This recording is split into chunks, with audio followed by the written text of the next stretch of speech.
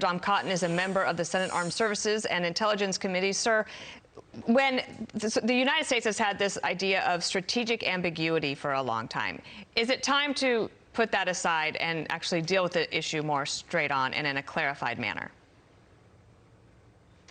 Good morning, Dana. And yes, it is. The policy that Joe Biden seems to have stumbled on yesterday, or for that matter, two other times in the past 9 months, is the correct policy for the United States now. China is our #1 competitor. Taiwan is the most dangerous flashpoint in the world. For many years, we had so-called strategic ambiguity because the Chinese military is not capable of executing the invasion of Taiwan. That's not the case anymore. So the best way to deter a war over Taiwan before it happens is strategic clarity, to make it absolutely clear that the United States will come to Taiwan's aid. Unfortunately, what we've seen with President Biden now 3 times in 9 months is not strategic ambiguity or strategic clarity. It's muddled and confused ambiguity. On 3 times, President Biden has seemed to change U.S. policy, only to have anonymous White House staff immediately correct him. It is the worst of both worlds, Dana, because it gets provocation without deterrence. You can see how it provoked Beijing yesterday in their intemperate response.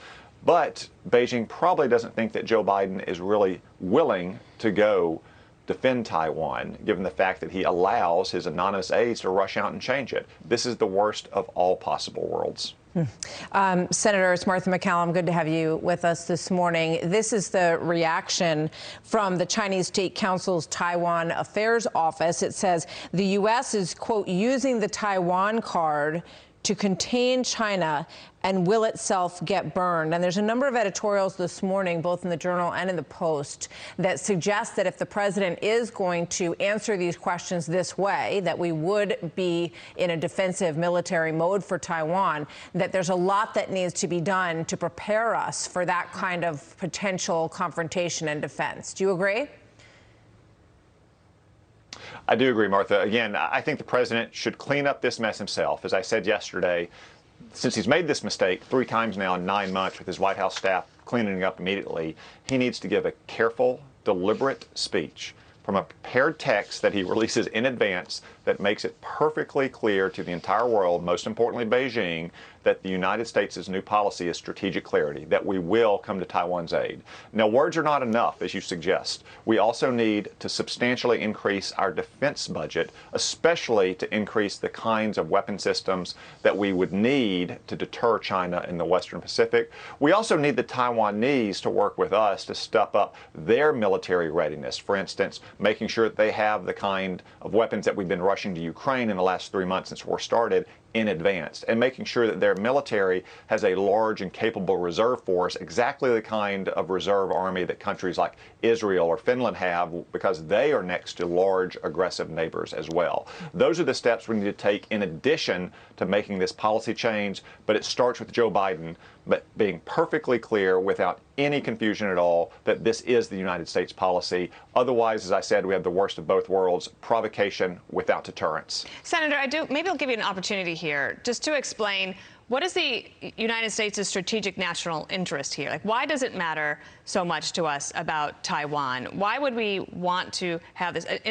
Understanding the Chinese is our #1 adversary, or enemy even, you could say. But for people out there wondering, like, so what is different about Taiwan than any other country?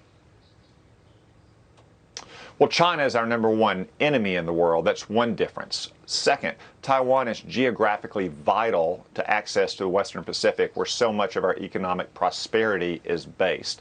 If China can take Taiwan, it has what Douglas MacArthur called an unsinkable aircraft carrier. That gets it outside the so-called First Island chain, where we have so many partners and bases, places like South Korea and Japan and the Philippines.